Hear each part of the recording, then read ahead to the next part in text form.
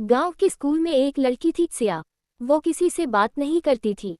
हर दिन सबसे पहले आती, सबसे आखिर में जाती और पूरा समय एक ही खिड़की से आसमान देखती रहती। बच्चे उसका मजाक उड़ाते, वो गूंगी है, वो तो शायद किसी और दुनिया में रहती है। लेकिन सिया को इन बातों से कोई फर्क नहीं पड़ता था। उसे सिर्फ आसमान से मतलब था।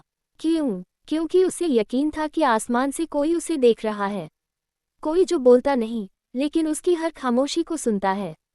रात की पुकार। एक रात जब सब सो रहे थे, सिया छत पर बैठी थी।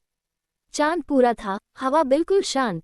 उसने आंखें बंद की और मन ही मन कहा, अगर तुम हो तो एक बार आओ। मैं तुम्हें नहीं देखना चाहती, सिर्फ महसूस करना चाहती हूँ।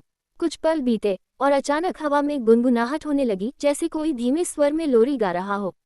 सिया ने आंखें खोलीं। वहां कोई खड़ा नहीं था, लेकिन उसके सामने जमीन पर एक चमकदार पंख गिरा था, सफेद और नीला, जैसे चांद और आकाश ने मिलकर बनाया हो।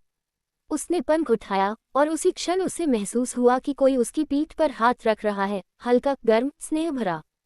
फिर एक आवाज आई, बिल्कुल अंदर से, तुम अकेली नहीं हो, तुम्हारी खामोशी भी हमारी पुकार है।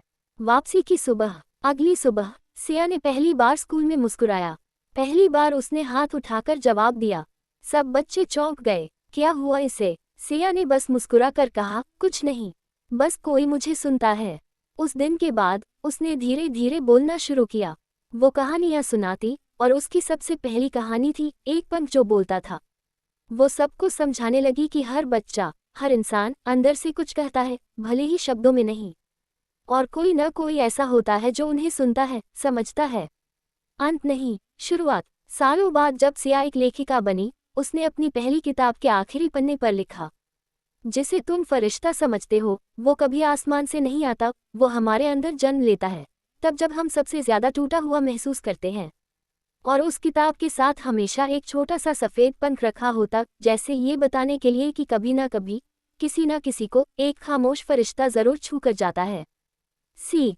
हर लड़की, हर बच्चा, हर इंसान अपनी चुप्पियों में कहानियां लेकर चलता है। और जब कोई फरिश्ता या विश्वास उसे छूता है, तो वो खामोशी आवाज में बदल जाती है, एक ऐसी आवाज जो औरों को भी सुनना सिखा देती है।